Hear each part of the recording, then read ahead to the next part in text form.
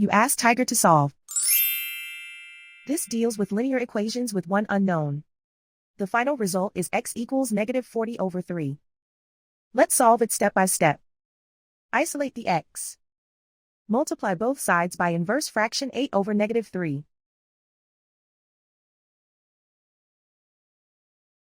Move the negative sign from the denominator to the numerator. Group like terms. Multiply the coefficients. Simplify the arithmetic.